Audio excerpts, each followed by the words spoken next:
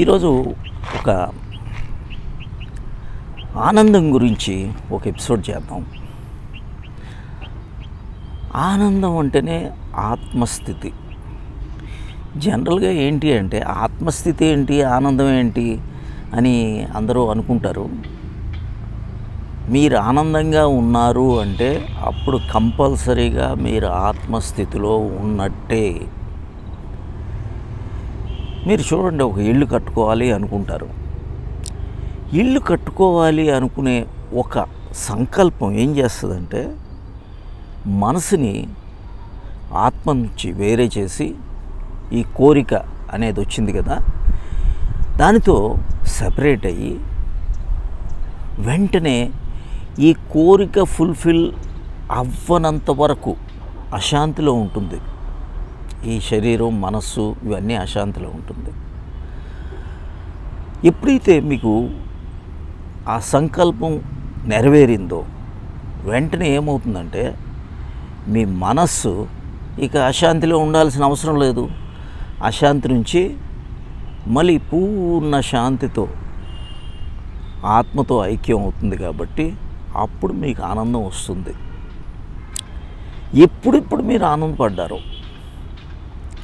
చూడండి. ఒక జోక్ వినేటప్పుడు వెంటనే ఏమవుతుందంటే, జోక్ వినేటప్పుడు మైండ్ ఎక్స్పెక్ట్ చేసిన టర్న్ కాకుండా వేరే టర్న్లోకి వెళ్ళేటప్పుడు మైండ్ ఆగిపోతుంది. మైండ్ ఆగిపోయిందా ఆత్మస్థితిలో ఉంటారు.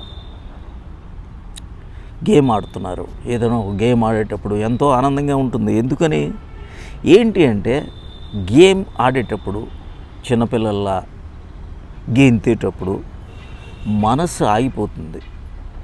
ఎప్పుడెప్పుడు మనసు ఆగిపోతుందో అప్పుడే మీరు ఆనందంగా ఉంటారు. అలాగే ఒక పెద్దలు ఎవరైనా ఫ్యామిలీ పర్సన్ సెక్స్ లైఫ్లో ఉండేటప్పుడు అప్పుడు కూడా మనస్సు అనేది ఆగిపోతుంది. ఈ మనస్సు అనేది ఆగిపోయినప్పుడే మీరు ఆనందంగా ఉండగలరు.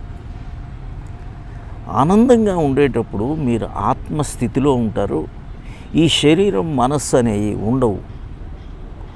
ఈ శరీరం, మనస్సు ఎప్పుడైతే మీకు ఉన్నట్టు ఉన్నాయో అప్పుడు మీకు అశాంతిలో ఉంటారు. కర్మల్లో కొట్టుకుంటూ ఉంటారు, దుఃఖంలో ఉంటారు, అశాంతిలో ఉంటారు. ఎప్పుడైతే ఫుల్ఫిల్ అయిపోయిందో, కోరిక ఫుల్ఫిల్ అయిపోయింది, వెంటనే మనస్సు ఆగిపోయి ఆత్మతో ఐక్యం అయిపోతుంది. ఎప్పుడెప్పుడు డిజైరింగ్ కోరిక అనేది బయటకు వచ్చిందో ఆ కోరిక వలన మనస్సు అనేది ఆత్మ నుంచి వేరేపడి అది ఫుల్ఫిల్ అవనంత వరకు, ఆ కోరిక ఫుల్ఫిల్ అవనంత వరకు అటు ఇటు కష్టాలు పడుతూ ఉంటుంది, అశాంతితో ఉంటుంది.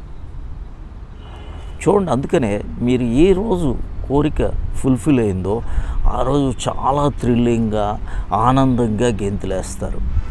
కానీ మనకేంటి అంటే ఇది ఎలా జరుగుతుందని తెలియక ఏం చేస్తాం, మళ్ళీ ఇంకొక కొత్త కోరిక, మళ్ళీ ఇంకొక కొత్త కోరిక, మళ్ళీ ఇంకొక కొత్త కోరిక. కోరిక తీరింది, ఆనందంగా ఉన్నారు.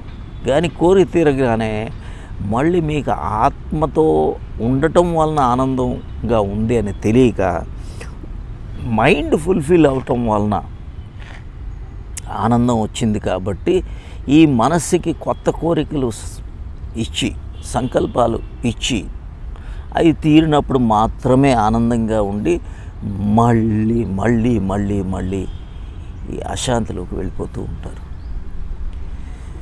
బుద్ధుడు చెప్పినా ఇదే, రమణుడు చెప్పినా ఇదే. వాళ్ళు కోరికలు వద్దు అని అన్నారు కాబట్టి ఓహ్ ఇదంతా ఏంటి యాంటీ లైఫ్ అనుకున్నారు. యాంటీ లైఫ్ కాదు. కొందరు క్లారిటీతో చెప్పగలిగారు, కొందరు క్లారిటీతో చెప్పలేకపోయారు. యాక్చువల్గా ఇక్కడ జరుగుతున్నది ఏంటి అంటే, ఎప్పుడు మీకు ఒక కోరిక వచ్చిందో వెంటనే ఆత్మ నుంచి వేరే అయ్యి అశాంతిలోకి నెట్టబడి ఆ అశాంతి అది ఫుల్ఫిల్ అవనంత వరకు మీరు అలాగే కొట్టుకుంటూ ఆ ఫుల్ఫిల్ అయ్యేదానికి ప్రయత్నాలు చేసి, కర్మలు చేసి, ఎఫర్ట్ చేసి అది ఫుల్ఫిల్ చేసేటప్పుడు మీరు ఆనందంగా ఉన్నారు.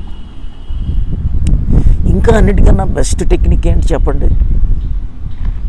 ఎప్పుడూ ఆనంద స్థితిలో ఉండొచ్చు, ఎప్పుడూ ఆత్మస్థితిలో ఉండొచ్చు. ఈ శరీరం మనస్సు అనేది ఒక కల్పితం. ఎప్పుడైతే మనం ఇది ధ్యానపూర్వకంగా ఆత్మ సాక్షాత్కారం చేసుకుంటాము, ఆత్మ దర్శనం చేసుకుంటాము, అప్పుడు వెంటనే మీరు ఎప్పుడూ ఆనందంగానే ఉంటారు. ఇదే టెక్నిక్. కాబట్టి ఈ సింపుల్ టెక్నిక్ అర్థం చేసుకుని ఎప్పుడూ ఆత్మస్థితిలో ఉంటే ఆనంద స్థితిలో ఉన్నట్టే.